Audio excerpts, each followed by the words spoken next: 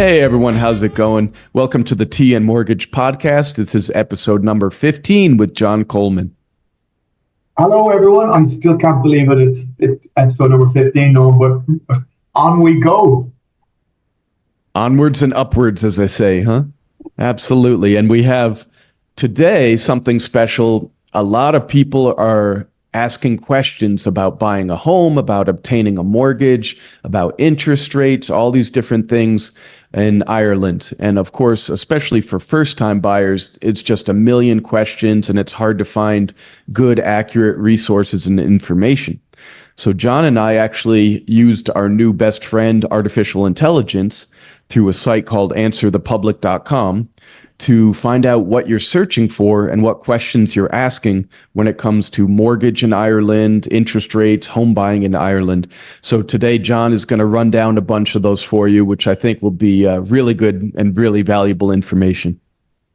Well, Norm, you might remember when we did one of our shows on AI, and we did say, would it take our jobs away from us?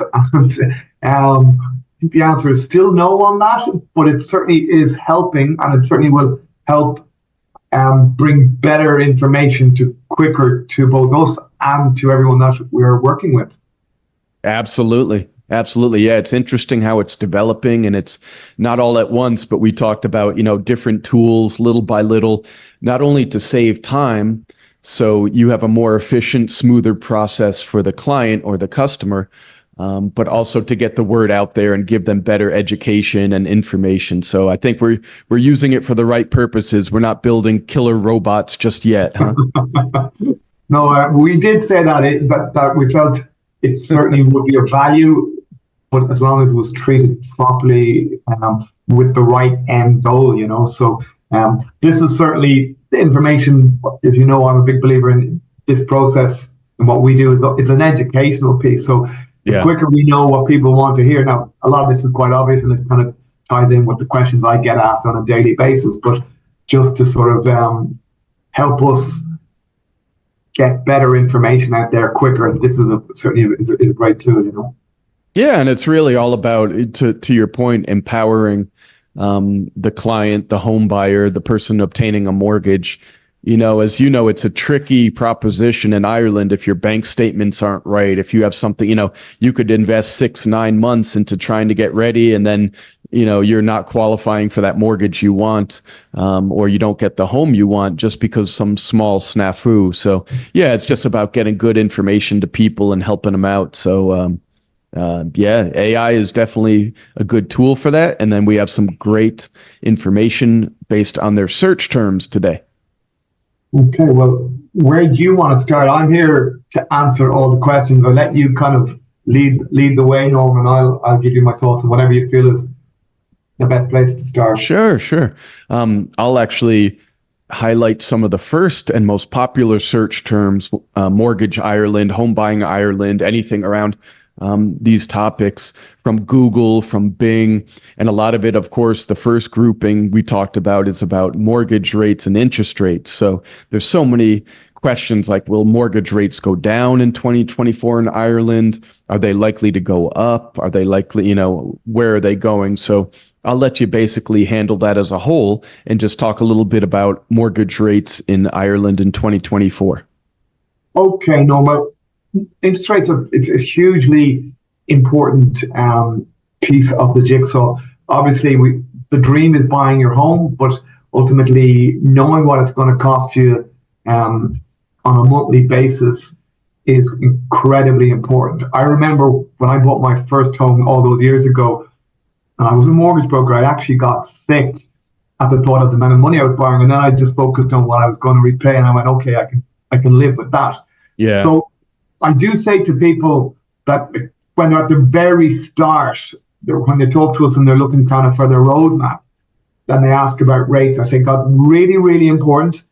But we could have a conversation about rates every single day until the day you find a home, and we could come up with a different answer, okay? Because it's all about the rates that are available at the point in time that you find a house, or in particular when you're actually coming to close on the deal, okay? But with regard to interest rates on a whole, are they going to come down in 2024? Well, if you listen to the experts, that is the perceived wisdom as of March 2024, that the rates will be coming down at some point this year.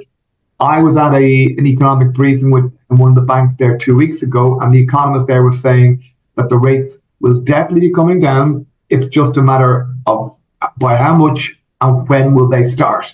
But they would see a significant reduction in rates by between now and the end of 2025. Okay, he said, depending on which Minister of Finance you asked, you've got a different time frame as to when that might start to happen.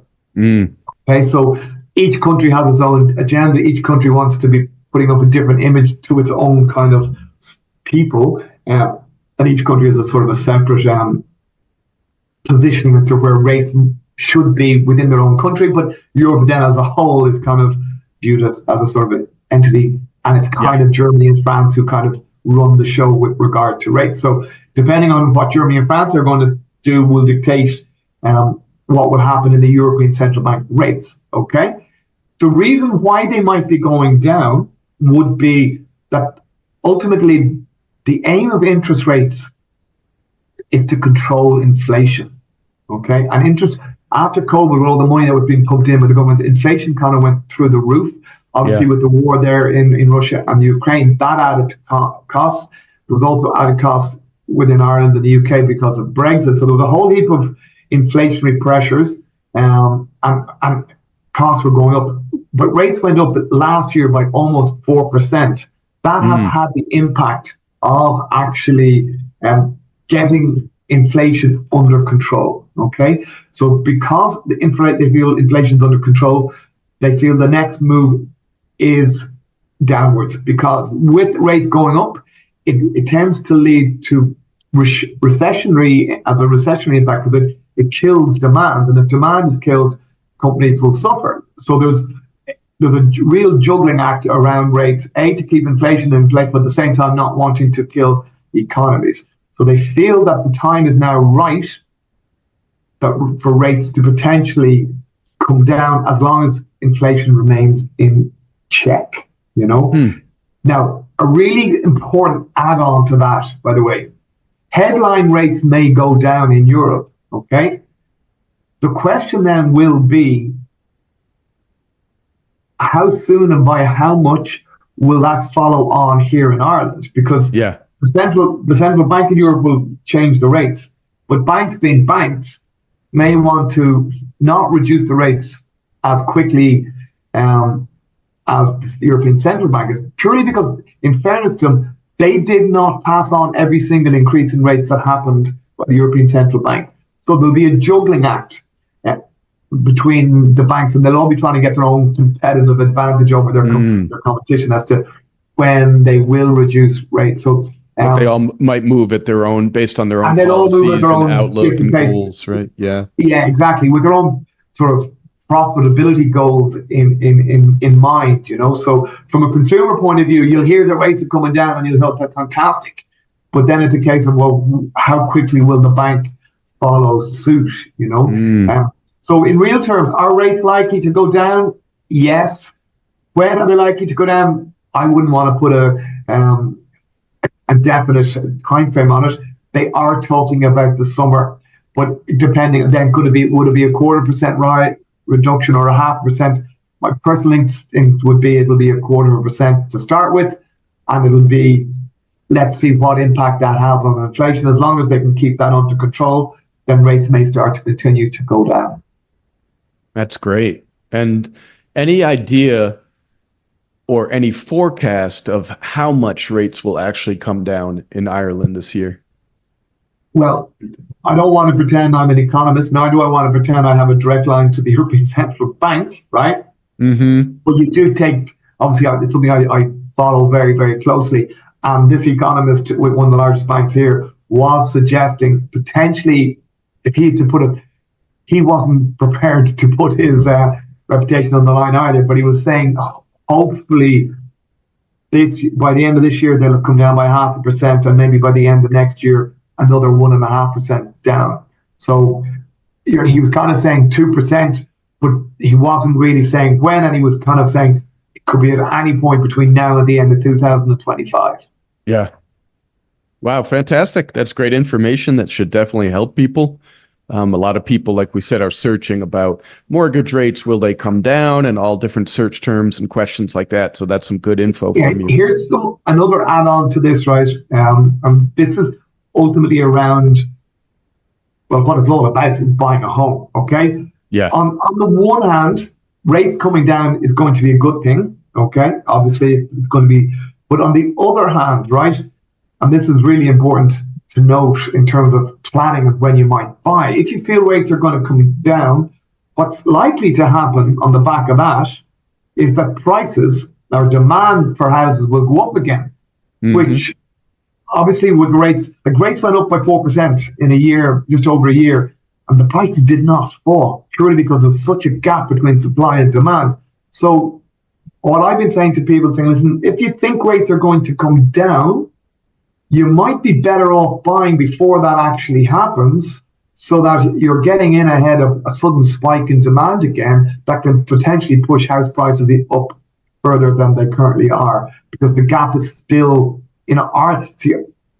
Ireland is so out of sync with the rest of Europe in terms of the gap between supply and demand of property. So my instinct would be, if you're looking to buy and you feel the rates are going to come down, especially if you're buying a new house, you could buy a new house now when the prices haven't gone up, and then you're waiting for the rates to come down if the house takes 6 to 9 months to be built, rather than waiting for 6 to 9 months. And if the rates have come down at that point, then suddenly the prices will be even more expensive.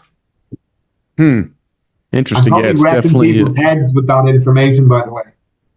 Yeah, and it's definitely important to know, because it's a balancing act, right? It's like you're walking a tightrope. As well. Nobody has a crystal ball here, Norman. No one has a sort of if this happens, that's going to happen, or this is going to happen at that point. Nobody knows. All you can kind of work on is the experts when it comes to taking their opinion. But these experts often get it wrong. They got it wrong when they were predicting rates were going to go up for a number of years, and that didn't happen for many different reasons. Then they said at the start of COVID, the house prices would fall by 10 to 15, 20%. That didn't happen. So you can take their advice with a pinch of salt. But it's certainly, from an economic point of view and from a political point of view, all governments are always going to be wanting to see rates come down, okay? So forget the economist sort of, you want to, but politically, and all these people who want to get re-elected, it's in their personal interests to get rates down. Obviously, they can put political pressure on the people who make, but it's the economists who ultimately make the call. But political pressure does have some bearing, Yeah. No, that's a very good point. Yeah. And I also like what you said, that there's really no crystal ball, because no one saw COVID coming. No one saw this, these conflicts in the Middle East and with supply chain, all these different factors. The only thing that we could expect is the unexpected, right? To paraphrase someone a lot smarter than me. And so, I know from a US perspective, their target interest rate for inflation based on certain metrics is 2%. And, we were as high as 9 point something percent earlier, mid last year. And now the readings are, on a 12-month basis, a lot closer to 2%. But the central bank, at least, or the Fed, they call it in the US, Federal Reserve Bank, is very reticent to go ahead and start dropping rates already, because they don't want to jump the gun. They don't want to go too early. 1 month spike in inflation or 2 month spike in inflation, and then they're really between a rock and a hard place because they already dropped interest rates. So it's a very delicate dance, huh? Absolutely, and the exact same set of circumstances or dynamics at play in Europe, except you've got probably 10 different finance ministers or more, all with different agendas. So well, I'm hoping that they do come down, but I'm hoping they come down in a sort of a slow way, so that everything can be managed properly. Yeah, a careful, measured, Yeah. cautious pace. Yeah, well, great information. And you touched on one thing about the market, and I think maybe we could expand on that a little bit because people also have so many questions about, will the market heat up this year? Will it slow down? Will, prices go up? Will they go down? So maybe you want to talk a little bit about those points from a 10,000, I almost said 10,000 foot view, a 10,000 meter view. Is that better? Yeah, no, I'm old school. I'd use the word feet, but being European, it's meters. So um, I'm on your page here. But no, with regard to prices, and I kind of was definitely kind of alluded to there in the last piece on the rates. Um, if rates come down, if they come down significantly, well, I can see prices only going one way, and that's back up, right, or continuing to increase because, as I said, there was no real, there was no real reduction in price, even though the rates went up so by about 4%. So, as I said, if I was looking to buy right now, and I think the rates are going to come down, I'm looking to buy it before the rates go up, start coming down, because I think that's only going to push prices back up. But remember, I always say you're buying a home, it's not an investment, okay? Your home is got to be bought on, is it near your school? Is it for the children? Is it near your family? Is it near your jobs? Is it near good infrastructure? But Does it allow you to escape renting? Right, that's a key factor because absolutely it's not in context. The only other option is really paying a whole bunch of money in rent. Yeah, no, and that's a very valid point. So you always want to get the best possible price when you're buying a home because you see it as an investment, right? But as I said, I feel other things are more important. If you're I'm going to be in your home for 15, 20 years time, it's not as important.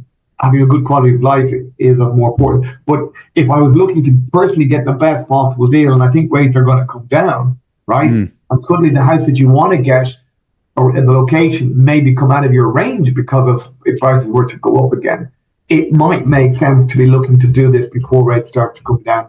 If you feel you're just right at the edge of your where you want to live versus what the banks will lend to you. Amazing, yeah. I'm not trying to paint a pessimistic view here for people, but I'm just trying to, I suppose, educate them ahead of time because I remember, and this has been going on for years, people would qualify for X, right? And the prices will be where they want to live. It's just outside their range. Then their salaries might go up. By the time their salaries gone up, where they want to live is so it's almost like they're chasing the tail the whole time, Yeah.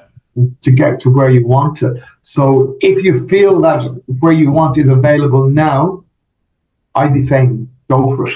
Yeah. That's great advice. Fantastic. And do you think, let's say we're looking in the crystal ball, I know you hate to do, it's an impossible question, but do you think prices will still go up this year? Will they actually go down, which people have said for 4 years now they'll go down and they haven't? How much will they go up? Prediction at the start of the year when we did our predictions for 2024, I hedged my bets slightly in terms of where I said if the rates didn't come down, okay, depending on where you were looking to buy, you might find in Dublin, I don't think prices would go up. Outside of Dublin, a lot of people were moving to outside of Dublin. I thought and the prices were going up outside of Dublin. So then on the flip side, I said if prices were to come down, I thought the prices in Dublin would increase more than outside of Dublin. That was my thoughts on it. And that hasn't really changed at all because at this point we're getting closer to where the rates might start to come down, but it hasn't come down as yet. So I've no kind of empirical evidence to kind of give some level of direction as to what might happen. But I'm standing by my predictions. That's great. That's great. That's some very good info. I think that will happen. If the other happens, I think the other will happen. So I'm kind of covering all bases there, Yeah, that's great. And let me cover if we have a couple more minutes here for our podcast. And so let's cover a couple other questions. I'm going to pull. You're totally unprepared. I apologize because we have a whole long list and I'm sort of just picking and choosing. But let me pick something here that I think people are going to talk a lot about. And that is, let me see, where is it? Completely unrelated to interest rate, but what home buying programs do I qualify for? That's anything around home buying programs and different schemes is a huge search term. I'll give a quick crash course in them, right? The first is the Help to Buy scheme, okay? There's really only two major programs. There is a third, and I'll give some information on it, but it's kind of more rare. The two main, one is the Help to Buy scheme, okay? This is first-time buyers. It's based on potentially getting a rebate of up to 30,000 on a new property, okay? It's maximum of 30,000. It's based on the tax that you paid in the 4 previous years. So you're looking at 2023, 2022, 2021, and 2020, okay? I would be recommending, if anyone's thinking of buying a house this year, get on to revenue now and find out, because there's backlogs. So you need to kind of just, even if you're not thinking of doing that this or till later in the year, just get to revenue, get it approved, so that when you come, it's a red tape thing taken care of. That's the first scheme that's out there. And I think it's a brilliant scheme to help people with the deposit. I do take the view that 30,000 is kind of in the price, but it's 30,000 that someone doesn't have to come up with to buy a home. So yeah, it is fantastic from that point of view. The other scheme that I think is fantastic as well, but it has limitations, it's called the First Home Scheme. And this is whereby the government kind of take a shared equity in the scheme. Like they take between 20 and 30%. 20% if you're using the Help to Buy, and 30% if you're not. It covers the difference between what the bank will lend you and the cost price. So I will give you an example. The maximum price for a house in Dublin under the scheme is 475,000. And say the bank will only lend you 350. Okay? Mm-hmm. You would then use that 350 plus the Help to Buy was 30, which would be 380. Plus you would then get another 100,000 from if you kind of want to view it in real terms, it's like kind of having two mortgages on the one property. Mm-hmm. Okay, you've got one from the bank and one from the government. Because ultimately, you only ever end up owning your own home when you've cleared off what you owe on it. Okay, with the First Home Scheme, you only start paying it back after 5 years, and you can clear it as quickly as you want thereafter if you wish. Okay? It's not all the new properties qualify for it. Okay, so depending on where you're looking to buy. So if you feel that you need the First Home Scheme, the first question you're looking at is kind of find for yourself is, where's all the houses that qualify for it? And then to see, well, would we be happy to live in that area? Okay, mm-hmm. That's the catch to it. What I'm getting more and more clients of mine are actually using that to get them to the point where they can end up owning their own home. Yeah. Where in the past, the banks would have been saying no, and it would have been outside their reach. Okay, so it's not perfect. Okay, so I don't want to pretend it is, but it certainly has got great value. There's another one which is there's another one sort of similar to the First Home Scheme. It's kind of the affordable housing, and the banks. It's very similar to the First Home Scheme, and the banks will kind of add on. You kind of get a discount on the price, and it's through the council, but the banks will lend on that. Mm-hmm. But they're all for kind of new properties. The only kind of scheme that's available for second-hand property is the sort of, if the house has been, the vacant house scheme, basically. It's if the house has been vacant for over 2 years, you can avail of up to 50,000 to help renovate it. But from what I'm hearing from clients, it's a nightmare dealing with it, and it moves at a snail's pace. Probably not even worth it in the real world for a lot of people, and it's probably hard to find houses that have been vacant. It's a very rare thing. So I almost tell people the only schemes available are on new properties only, you know. Well, that's great. That's amazing information. And, again, a lot of people are searching for this. So it's good to have a recap in one place for them here. And if anyone has more questions, if they want to go into more detail, if they want to really look at their own personal situation, how should they get in touch, or how should they get that But the road usual, to a mortgage started? yeah, I still think at the start here, the first place is always that roadmap. Knowing where you are, where you want to get to, what you need to do to get where you want. And all that kind of roadmap will bring all this kind of schemes, deposits, interest rates, all into the kind of one overview as to where you would stand, and help help getting you a home. So obviously it's John at jcmortgages.ie. Drop me a mail, and I'd be more than happy to answer any questions. Fantastic. Well, good. You definitely covered a lot of great stuff here on T and Mortgage number 15. And we will keep, actually, in future segments, we'll keep bringing you the top search queries and your top questions with the help of AI. And again, answerthepublic.com, great website and AI tool. If they want to sponsor the podcast, we would not be opposed to that, huh? No, and apparently, did you tell me we're number 3 podcast in Dublin? I'm going to pat you on the back because I don't know if that to do with me. It was something like that. Number 3, number 4, number 2. I don't remember what it was, but yeah, they for all real estate and mortgage podcasts. Maybe there's only 3 out there, Norm, or something. Yeah, we're number 4 out of the top 3 because there's only 3 there. So I don't know if that's good or bad, but we'll take it, right? Yeah. It's all about marketing. It's all about how you spin it, isn't it? Well, in truth, of course, we did this number 1 because we just wanted to have fun in a different format that's a little more casual, but just to bring great info to people and connect. Just to bring you kind of pat you on the back, because I wouldn't have been doing this without your pushing me to do it, because I don't like the sound of my own voice all the time. So, but a guy got in touch with me from the Cayman Islands, no less. He's an Irish guy looking to relocate back to Ireland, and he said he liked the fact that we give opinions. He said he'd been listening to a number of different podcasts, but he thought ours was the best.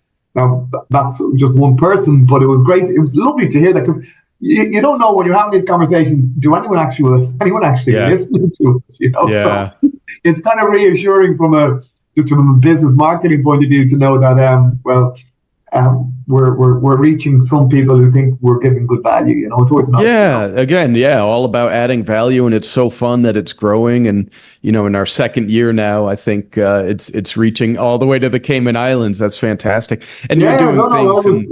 I was really surprised. Now, he's Irish, but had been living there for the last 4 years and looking to come back home, and we'll be helping him make it back home. So it was great to hear.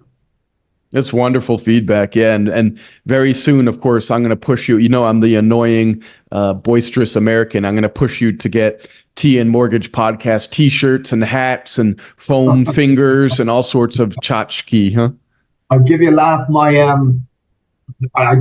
squash coach, or I do a lot of playing squash, but I'm a squash coach, and he's just made the Irish team. Now he wants JC Mortgages to sponsor it, so I can't say no to him. There you go. Okay, some nice shirts for squash, huh?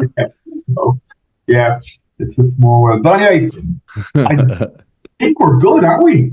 We're great. Yeah, everyone, thanks again for listening to T and Mortgage number 15. We're rolling now. We're having fun and bringing a whole lot of value to you guys, hopefully. So if you need anything, if you have your own questions, just get in touch. You could comment. You could send messages on social media, or, of course, jcmortgages.ie has your roadmap to get started and contact us. So, John, brilliant. Well done. And thank you again.